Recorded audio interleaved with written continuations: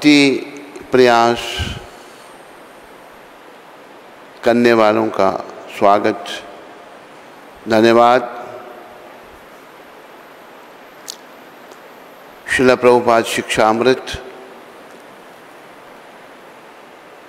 यदु रानी को ये पत्र लिखा है प्रभुपाद जी ने 8 तारीख को 1967 को। मैं तुम्हारा आध्यात्मिक पिता हूँ और श्री कृष्ण तुम्हारे आध्यात्मिक पति। एक युवती ना तो अपने पिता को भूल सकती है और ना ही अपने पति को। तो यादव रानी हमारी गुरु बहन है, उसको प्रभुपाद बता रहे हैं मैं तुम्हारा आध्यात्मिक पिता हूँ और श्री कृष्ण तुम्हारे आध्यात्मिक पति।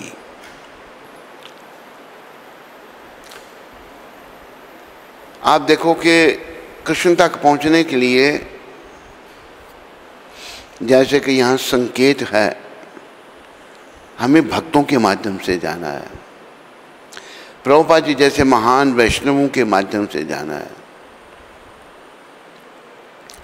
अगर हम प्रभुपाद जी जैसे महान वैष्णवों को, महान भक्तों को अपने आध्यात्मिक पिता के रूप में स्वीकार करके उनका सम्मान, उनकी आज्ञा का पालन, उनकी सेवा करते हैं, तो हम फिर कृष्ण भगवान जो हमारे स्त्रियों के आध्यात्मिक पति श्री कृष्ण हैं।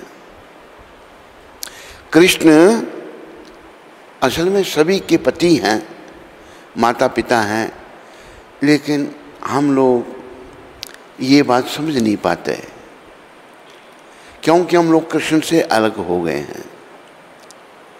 तो प्रभुपाद जी जैसे महान वैष्णव हमें समझाते हैं, जाओ वैष्णवों के चरणों में हमारी श्रद्धा हो जाती है, वैष्णवों के चरणों में जब हमारी भक्ति उत्पन्न हो जाती है, तो फिर हम अपने पति, अपने आध्यात्मिक पिता कृष्ण को असल में पितामह कहा है प्रभुपाद जी ने। पितामह नहीं, पर पितामह। ब्रह्मा जी पितामह हैं, लेकिन कृष्ण को वो पर पितामह, यानी कि पितामह के भी जो पिता हैं वो श्री कृष्ण हैं। तो स्त्रियों के लिए संदेश है, एक युवती ना तो अपने पिता को भूल सकती है और ना ही अपने पति को। जो नव युवती है, यौवन अवस्था में जो माता है, वो ना अपने पिता को भूल सकती है ना अपने पति को। गुरु को भी याद रखना है और हमारे जो पति श्री कृष्ण हैं। असल में भक्ति विनोद ठाकुर ने एक भजन में ये समझाया है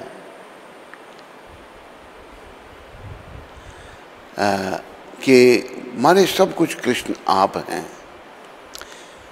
जैसे कि हम आपको कई बार समझाते हैं, भक्ति विनोद ठाकुर बड़े उच्च कोटि के वैष्णव हैं। उच्च कोटि वैष्णवों की भी कोटियाँ हैं, वैष्णवों के भी स्तर हैं। जैसे पढ़ाई के स्तर हैं, कोई BA पास है, कोई 10वीं पास है और 9वीं फेल है, किसी ने PhD कर रखी है।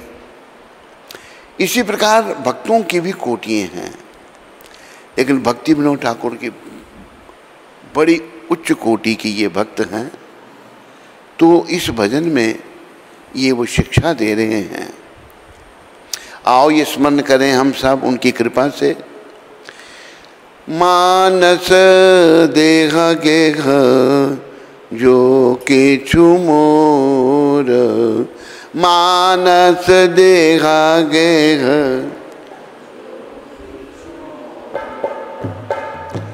अर्पिलो तू या पदे नंद किशोर, अर्पिलो तू।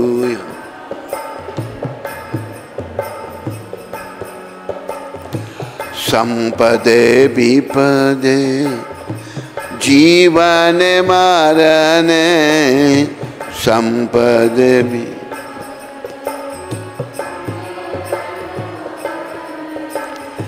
दाय मम गेला तुया ओ पद बरने दाय मम गेला तुया ओ पद बर मारी मीरा की भी जो इच्छा तो आ मारे वीरा के जो इच्छा तो आ नित्य दास प्रति तुआ अधिकार नित्य दास प्रति तुआ अधिकार जन्मो भी मोए इच्छा यदि तो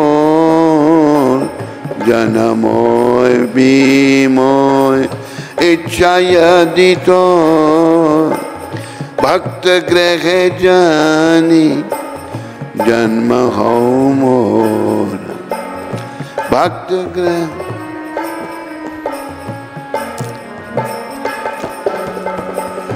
कीट जन्म हो यथा तो यादा कीट जन्म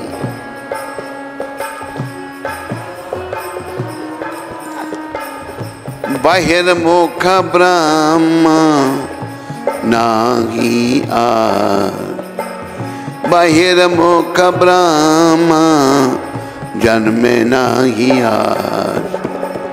भुक्ति मुक्ति स्पृह बहीना ये भक्त भुक्ति मुक्ति स्पृह बहीना ये भक्त लभते तांक संग अनुरक्त लभते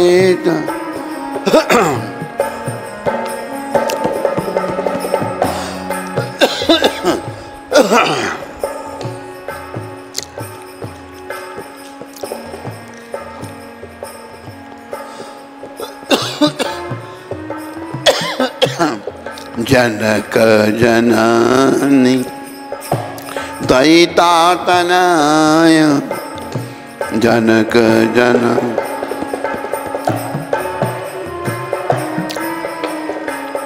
प्रभु गुरुपति तू सर्वमाय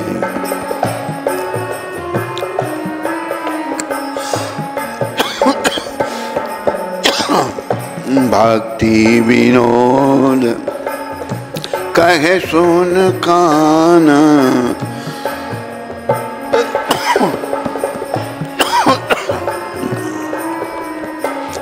राधा नाथ तू अमर प्राण नादा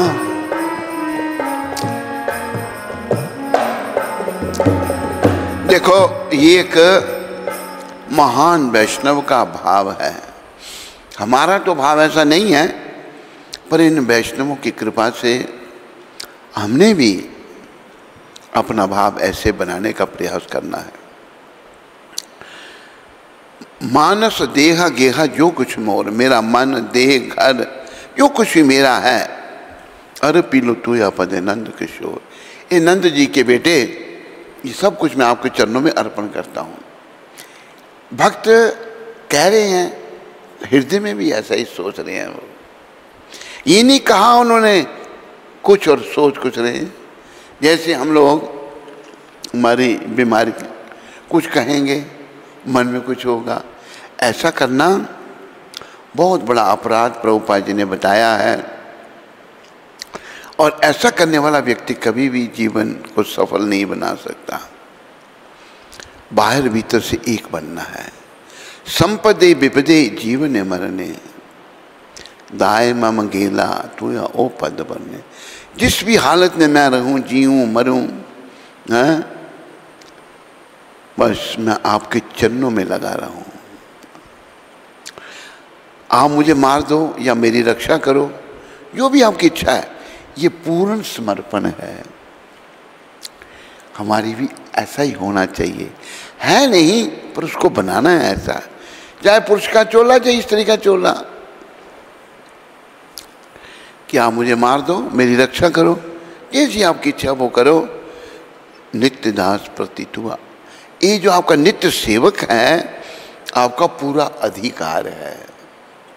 देखो आज हमने अधिकार अपने कंट्रोल में रखा है, लेकिन यहाँ महान वैष्णव क्या शिक्षा दे रहे हैं? अधिकार वो भगवान को दे रहे हैं। जब हम भगवान को हर बात का अधिकार सौंपने में सफल हो जाएंगे, वो ही हमारे जीवन की सफलता है, नहीं तो जीवन विफल है। जैसे एक प्रश्न एक भक्त ने किया प्रभुपाद जी को कि प्रभुपाद आप कहते हैं अंतिम समय बड़ा कष्ट होता है, तो हम कैसे भगवान को याद करेंगे? फिर अंतिम समय में कफ पित्त वात कंठ में आ जाते हैं, हालत बड़ी खराब हो जाती है, मरते हुए को देखो। अभी एक हमारे गुरु भाई मनुदास इंग्लैंड में, उन्होंने शरीर छोड़ा, आधे घंटे से पहले बेड पर पड़े हैं, कभी इधर हो रहे हैं कभी हो रहे हैं, लेकिन भगवान का नाम भी साथ साथ ले रहे हैं। वो हर हालत में अभ्यास किया उन्होंने, जीवन में अपनी संपत्ति लगा दी कृष्ण के चरणों में। वृंदावन, बस वृंदावन में एक मंदिर भी बनाया उन्होंने जगन्नाथ जी का, सारी संपत्ति भगवान के चरणों में लगा दी। तो हम जैसे भी हों, हर बात का अधिकार हम भगवान को सौंप दें, लेकिन हमने अधिकार को अपने अधीन रखा है। वही समस्या है, वही परेशानी है। अधिकार भगवान को सौंपना है। जैसे एक शब्द है, जो तुझसे न सुलझे तेरे उलझे हुए धंधे। बोलो,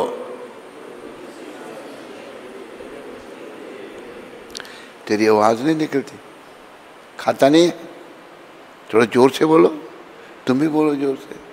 जो तुझसे न सुलझे तेरे उलझे हुए धंधे, भगवान के इंसाफ पे तू छोड़ दे बंदे।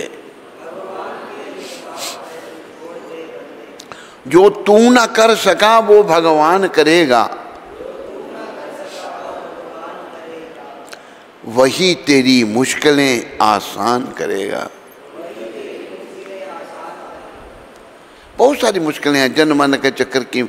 अभी प्रश्न किया कि जैसे मैं कह रहा था आपको कि इतना कठिन है अंतिम समय में, कैसे भगवान का सिमरन होगा। ये जो भजन है भक्ति विनोद ठाकुर का, अगर हमारा जीवन ऐसा बन गया होगा,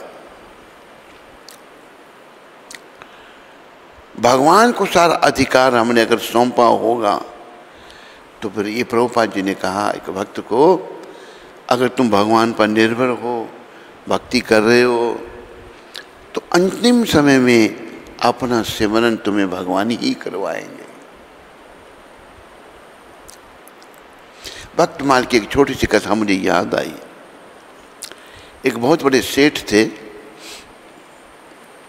तो उनके यहाँ संतान नहीं थी, वो भगवान को ही अपना पुत्र मानते थे। तो आखिर अंतिम समय सब कहा था, उनका अंतिम समय आ गया। तो उनको जब कोई पूछता भाई आपका अंतिम दाह संस्कार कौन करेगा, कहते ठाकुर जी करेंगे। भगवान का कोई नाम रखा था उन्होंने, जो मैं बोल रहा हूँ भगवान करेंगे। पूरी श्रद्धा उनकी भगवान के चरणों में थी। आखिर हुआ क्या, उनका शरीर शांत हो गया। अभी अग्निदाह कौन देगा, सोच रहे हैं भाई। पहले भी उन्होंने उनको कहा। एक बालक आ गया पीले वस्त्र पहने हुए और कहा मैं दूंगा। अच्छा भाई, देखा बड़ा सुंदर बालक है, श्याम वर्ण का बालक है। बस परिक्रमा की अग्निदाह दिया। फिर शरीर को अग्नि को समर्पित करने के बाद स्नान करना होता है। और बालक ने कपड़ों के साथ स्नान किया। फिर देखा कहाँ गया, गायब हो गया बालक। क्या देखा, उनके जो विग्रह थे वो कई विग्रह जागृत होते हैं, भगवान उनमें होते हैं। कई विग्रह ऐसे ही हैं उनमें जागृत नहीं है वो। तो आए वापस मंदिर में आए तो मंदिर बना रखा था बड़ा सुंदर। वो जो भगवान का जो वस्त्र है सब गीले हैं, पीले रंग के वस्त्र। ओहो, सबको फिर ध्यान में आ गया, इन्होंने ही आकर के अपने भक्त की चिता को दाह दिया और नहाकर भगवान गीले वस्त्रों में ही आके मूर्ति रूप में खड़े हो गए। तो जब भगवान पर हम पूरे निर्भर हो जाएंगे, वो हम सबको प्रयास करना चाहिए, मुझे भी, आपको भी, इनको भी, उनको भी, छोटे को भी, बड़े को भी, अमीर को भी, गरीब को भी। जब भगवान के चरणों में पूरी निर्भरता हो जाएगी, फिर हर हालत में भगवान साथ देंगे, याद रखो। बहुत सारी ऐसी घटनाएं हैं। फिर भक्ति विनोद ठाकुर क्या कहते हैं, अगर मेरा जन्म हो, आपकी इच्छा है, पूर्ण समर्पण है भगवान के चरणों में। अगर मेरा जन्म ही हो, आपकी इच्छा कि मेरा और जन्म हो, एक कृपा करना प्रभु कि भक्त के घर में मेरा जन्म हो, मैं भक्त के घर में जन्म लूं, क्योंकि भक्त के घर में ही भक्ति मिलेगी, बाकी तो संसार भक्ति से शून्य है। फिर क्या दिव्य भाव उनका, अगर मेरा जन्म कीड़े का भी, कीट जन्म, मैं कीड़ा भी बनूं तो आपका दास रहूं, दास बन के रहूं, कीड़ा भी अगर मुझे बनना पड़े। पर अगर मैं आपसे विमुख हो जाऊं, दूर हो जाऊं, अगर ब्रह्मा जी का भी पद मुझे मिले, आपसे विमुख होकर वो नहीं मुझे चाहिए। ब्रह्मा जी का पद भी बहुत ऊंचा है, सबसे ऊंचा पद है इस भौतिक जगत में। और भोगों को चाहने वाले या मुक्ति चाहने वाले जो भक्त हैं, ऐसे भक्तों का संग मैं चाहता हूँ। मुक्ति स्पृहा वही ना, भक्त तो कुछ भी नहीं, मुक्ति भी नहीं चाहता, केवल सेवा, याद रखो सारे, और सेवा में ही सब कुछ है। लभ्यता का, ऐसे भक्तों का मैं संग चाहता हूँ जो ना भोगों को चाहते हैं, ना मुक्ति चाहते हैं, कोई सुपराह उनके मन में नहीं है। जनक जननी दयिता तने, प्रभु गुरुपति तू हो सर्वमय। अब मेरे सब कुछ, पिता, माता, पति, गुरु, सब कुछ कृष्ण आप ही मेरे हैं। भक्ति विनोद कहे सुन काना, काना भगवान का निक नेम है। राधा नाथ तो हो हमारा प्राण, आप जो राधा नाथ के स्वामी हैं, मेरे प्राण हैं। ये बड़ा दिव्य भाव है एक महान वैष्णव का। बोलो भक्ति विनोद ठाकुर जी महाराज की। तो भाव हमारा ऐसा है तो नहीं, पर वैष्णवों की कृपा से, प्रभुपाद कृपा से ऐसा भाव हमने जागृत करना है। जय जय जय प्रभुपाद।